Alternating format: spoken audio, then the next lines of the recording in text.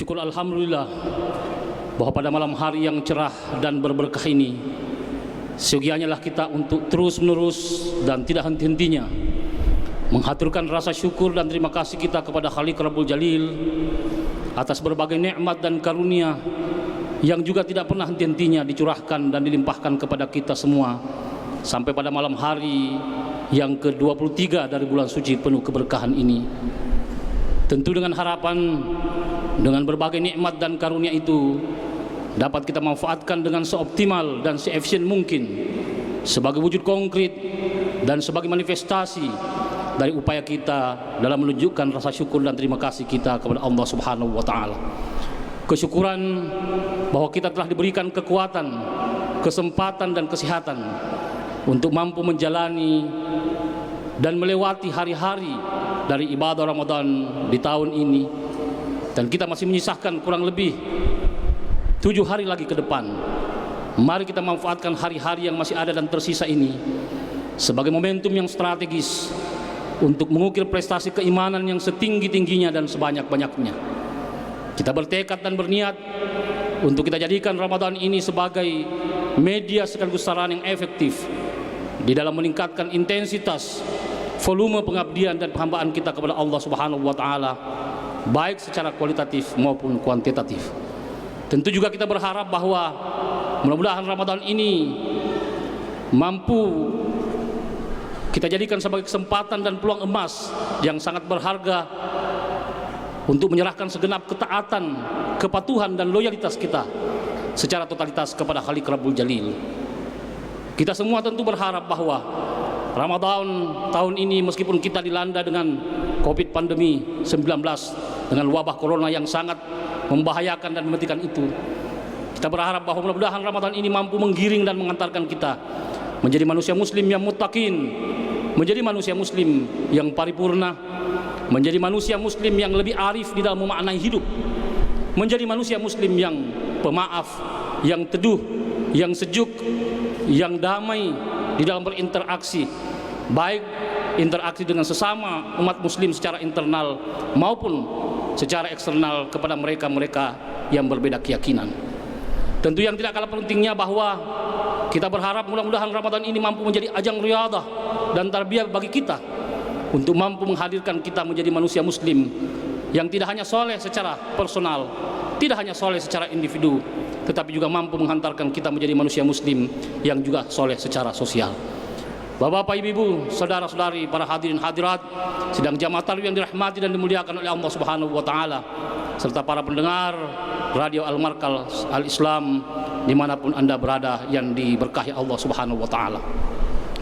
Tentu yang tidak kalah pentingnya tujuan dan keinginan kita menjalankan ibadah Ramadan adalah bagaimana Ramadan ini mampu mendorong dan melahirkan kita menjadi manusia muslim yang memiliki etos kerja dan semangat serta himmah di dalam berusaha dalam menjalani kehidupan kita di dunia ini. Etos kerja artinya sebuah pandangan yang diyakini oleh seorang muslim bahwa bekerja dan berusaha itu sesungguhnya bukan hanya bagaimana menunjukkan eksistensi dan kemuliaan dirinya sebagai manusia, tetapi etos kerja dan berusaha itu juga sekaligus untuk menunjukkan dan sebagai manifestasi dari amal soleh dan upaya kita di dalam menerapkan dan mengimplementasikan kedekatan dan ibadah kita kepada Allah Subhanahu wa taala. Mengapa ibadah Ramadan dipandang sebagai sebuah ibadah yang memiliki korelasi yang sangat erat dengan etos kerja? Tidak lain karena pertama, dalam pentas sejarah dan dalam perjalanan umat muslim yang dilakukan oleh Rasulullah bersama sahabat-sahabatnya yang terkenal dengan Perang Badar Al-Kubra, yang telah mampu tercatat dalam tinta emas sejarah perjalanan umat muslim, justru dilakukan pada saat bulan suci Ramadan, tepatnya pada tanggal 17 Ramadan pada tahun kedua Hijriah. Kita tahu bahwa kemampuan umat muslim sangat terbatas. Kekuatan lawan baik dari segi kuantitas jauh lebih besar Demikian pula kemampuan dan kesiapan dari segi peralatan perang umat muslim sangat jauh tertinggal. Tetapi karena etos kerja, semangat juang dan semangat jihad yang tinggi, maka umat muslim berhasil mencapai kemenangan dan berhasil menaklukkan lawan pada saat itu. Dan ini tercatat sebagai sebuah bukti sejarah bahwa betapa Islam mengajarkan dan menuntun umatnya bahwa lapar, menahan haus, menahan makan bukan menjadi alasan untuk tidak mampu bekerja dan berusaha, apalagi menunjukkan izzah dan kekuatan Islam.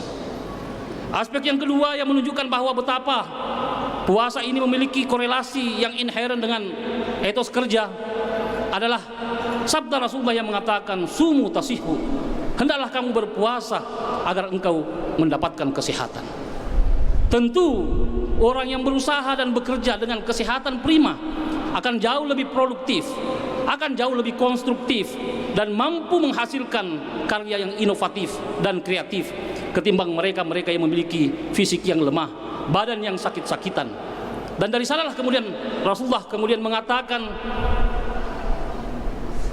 bahwa al-mu'minul qawi khairun wa habbu ila Allah min mu'minid dhaif. Sesungguhnya mukmin yang kuat, yang sehat jauh lebih disukai dan dicintai oleh Allah Subhanahu wa taala ketimbang muslim yang lemah dan sakit-sakitan. Selain daripada itu, tujuan ibadah puasa yang kita jalankan selama sebulan penuh ini tidak lain bagaimana mengarahkan kita menjadi manusia muslim yang muttaqin. Salah satu di antara indikator, salah satu di antara karakteristik pribadi muttaqin adalah mereka yang mampu menunjukkan kinerja, usaha dan kerja kerasnya secara maksimal dan optimal. Di dalam salah satu firman Allah Subhanahu wa taala dikatakan, ya ayyuhalladzina amanu ittaqullah, hai orang-orang yang mengklaim dirinya beriman, hendaklah kalian bertakwa kepada Allah. Wal tanzur nafsum ma qaddamat ligad, dan hendaklah setiap jiwa mempersiapkan diri untuk menghadapi hari esok. Wattaqullah innallaha khabirum bima ta'malun, dan sekali lagi bertakwalah kalian kepada Allah, sesungguhnya Allah akan menginformasikan dengan apa yang pernah kalian lakukan.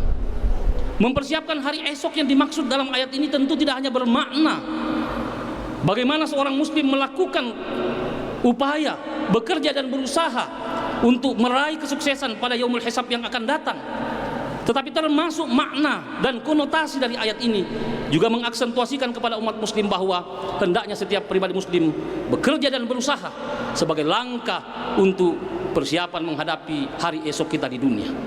Karena itu kaum muslimin, satu paradigma berpikir yang keliru, satu mindset yang tidak dapat dibenarkan oleh agama kita, satu stigma yang harus kita luruskan jikalau ada orang yang kemudian berpandangan bahwa Islam tidak membicarakan dan tidak mengatur persoalan-persoalan etos kerja. Islam hanya mengatur persoalan-persoalan yang berkaitan dengan kehidupan akhirat. Bukankah Al-Quran telah memproklamirkan dirinya, ma farratna fil kitabi min syai', tidak ada satu persoalan pun yang kami alpakan dan kami lewatkan di dalam Al-Quran. Wa nazzalna 'alaikal kitaba tibyanan likulli syai', karena sesungguhnya kami menurunkan Al-Quran itu untuk menjelaskan seluruh aspek dari kehidupan masyarakat. Selain daripada itu kaum muslimin sedang yang mengetahui yang dimuliakan oleh Allah Subhanahu wa taala, dalam tuntunan agama kita Rasulullah pun mengajarkan kepada seluruh umatnya untuk senantiasa bekerja dan berusaha untuk menafkahi keluarga. Sebuah hadis yang diriwayatkan oleh Imam Muslim mengatakan, dinarun anfaqtahu fi sabilillah wa dinarun anfaqtahu ala raqabati wa dinarun anfaqtahu ala miskin wa dinarun anfaqtahu ala ahlika a'zamuha ajra alladhi anfaqtahu ala ahlika. Satu dinar kau belanjakan untuk perjuangan di jalan Allah, satu dinar kau belanjakan, kau keluarkan untuk membebaskan budak, satu dinar kau keluarkan dan belanjakan untuk orang-orang miskin, dan satu dinar kau belanjakan untuk keluargamu. Sebaik-baik pemberian dan apa yang kau keluarkan adalah apa yang kau belanjakan untuk keluargamu. Riwayat dan hadis ini mengaksentuasikan dan menuntun kita agar senantiasa umat muslim ini bekerja secara maksimal dan berusaha secara optimal untuk menghadirkan pekerjaan yang produktif, yang mampu memberikan kontribusi dan kemaslahatan tidak hanya untuk dirinya tetapi termasuk keluarganya. Dan itulah sebabnya sehingga Rasulullah mengatakan, kafabil mar'i itsman ayudai ma yakun. Cukuplah seorang muslim itu dikatakan berdosa jikalau mereka itu tidak memberikan nafkah terhadap keluarganya. Hadirin dan hadirat sidang jalan matawi yang dirahmati dan dimuliakan oleh Allah Subhanahu wa taala. Dalam perjalanan umat Islam pun pernah terjadi begitu banyak kejadian-kejadian di mana umat muslim terbagi. Ada yang betul-betul berusaha secara maksimal dan ada pula yang tidak dan enggan berusaha dengan alasan semua akan ditentukan oleh Allah Subhanahu wa taala. Sehingga tidak salah jika Umar bin Khattab satu waktu pernah menegur ada di antara seorang sahabat yang kemudian dari hari ke hari, dari waktu ke waktu dihabiskan waktunya untuk berdoa kepada Allah Subhanahu wa taala, mengharapkan datangnya karunia rezeki dari Allah Subhanahu wa taala. Lalu Umar bin Khattab pun menegur, bukan begitu caranya mencari rezeki dan karunia Allah, tetapi hendaklah engkau bekerja, berusaha dan memanfaatkan seluruh potensi yang kamu miliki, barulah kemudian engkau berdoa dan berpasrah diri kepada Allah Subhanahu wa taala. Fa idza azamta fatawakkal 'ala Allah. Harrik yadaka yusabbaballahu rizqak. Gerak-gerakkan tanganmu yang dengan cara seperti itu akan memudahkan rezeki kamu dari Allah Subhanahu wa taala. Ma'asyiral muslimin, hadirin dan hadirat sidang jamaah tarawih yang dirahmati dan dimuliakan oleh Allah Subhanahu wa taala. Tentu etos kerja dan semangat untuk berusaha ini dalam sejumlah firman Allah Subhanahu wa taala dan dalam pesan-pesan suci baik dalam Al-Quran maupun hadis nabawi, demikian pula para asar para sahabat telah menuntun kita untuk bagaimana memanfaatkan seluruh kekuatan dan potensi yang kita miliki untuk berusaha secara maksimal. Dalam banyak ayat dan dalam banyak hadis disampaikan oleh Rasulullah SAW. Satu di antaranya adalah apa yang terdapat dalam surah Al-Qasas ayat 77. Wabtaghi fima ataqallahu daral akhirah wa la tansa nasibaka minad dunya. Dan tuntutlah olehmu kehidupan akhirat, dan ingat, jangan sekali-kali engkau melupakan hubunganmu, urusanmu dengan dunia. Ini artinya bahwa seorang muslim dituntut untuk bisa berusaha. Seorang muslim dituntut untuk bisa mengupayakan dan menghasilkan sesuatu yang dapat memberikan kemaslahatan bagi umat manusia. Tentu bukan hanya untuk dirinya, bukan hanya untuk umat muslim, tetapi termasuk kepada mereka-mereka yang berbeda keyakinan sekalipun. Demikian pula ayat yang terdapat dalam surah Al-Jumu'ah, di mana Allah Subhanahu wa taala telah mengatakan, "Fa idza qudiyatis sholatu fantashiru fil ardh wabtaghu min fadlillah wadhkurullaha katsiran la'allakum tuflihun." Dan apabila kalian telah selesai melaksanakan dan menunaikan ibadah salat, maka hendaklah kalian bertebaran di muka bumi ini dan mencari rezeki serta karunia Allah Subhanahu wa taala.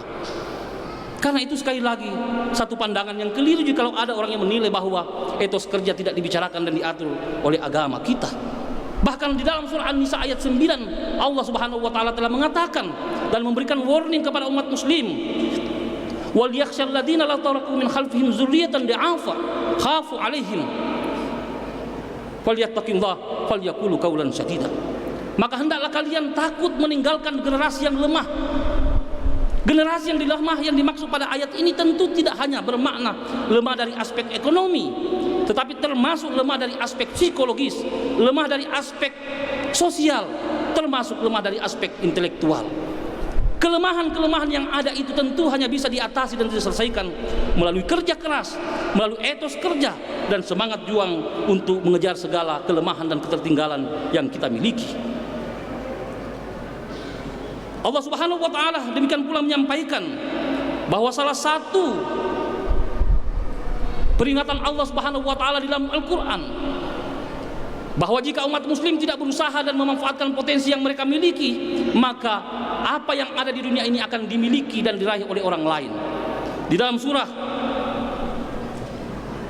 Al-Anbiya ayat 105 Allah Subhanahu wa taala berfirman, "Wala katabna fiz zabur min ba'di dzikr annal arda yarisuha ibadiyas salihun."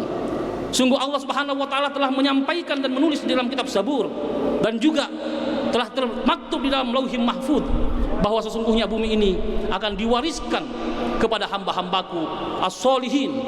Kata as-solihin sebagian para tafsir mengatakan bukan hanya kepada mereka yang beriman, tapi termasuk mereka yang mau berusaha, mereka yang mau bekerja dan mau memanfaatkan potensi yang mereka miliki. Itulah orang-orang soleh.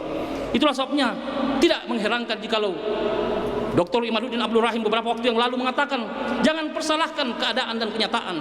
Jikalau Amerika Serikat, Inggris, Prancis, Jerman, Australia, Singapura, Jepang, Cina dan negara-negara yang lain menguasai dunia, mengendalikan dunia, itu tidak lain karena mereka yang mau bekerja dan berusaha seperti apa yang telah dinyatakan oleh Allah Subhanahu wa taala dalam Al-Qur'an, annal arda yarisuha ibadiyas salihun. Dan yang terakhir, sisi yang mengajarkan kita tentang bagaimana kita memanfaatkan potensi dan kemampuan yang kita miliki untuk meningkatkan kinerja adalah dengan perintah menjalankan zakat, sedekah dan infak. Dari mana kita mampu berinfak? Dari mana kita mampu bersedekah dan mengeluarkan zakat jika umat muslim tidak mampu memproduksi sesuatu yang dapat memberikan kemaslahatan bagi kehidupan umat? Demikianlah kaum muslimin beberapa bahagian-bahagian penting dari ajaran agama kita yang sesungguhnya sekaligus menjawab adanya stigma yang mengatakan bahwa Islam tidak mengajarkan tentang etos kerja. Justru Islam mengaksentuasikan dan menuntun umatnya untuk senantiasa bekerja keras agar mampu memberikan kemaslahatan tidak hanya untuk dirinya tetapi terhadap seluruh umat manusia. Khairukum anfa'uhum linnas. Demikianlah, mudah-mudahan bermanfaat buat kita semua. Wassalamualaikum warahmatullahi wabarakatuh.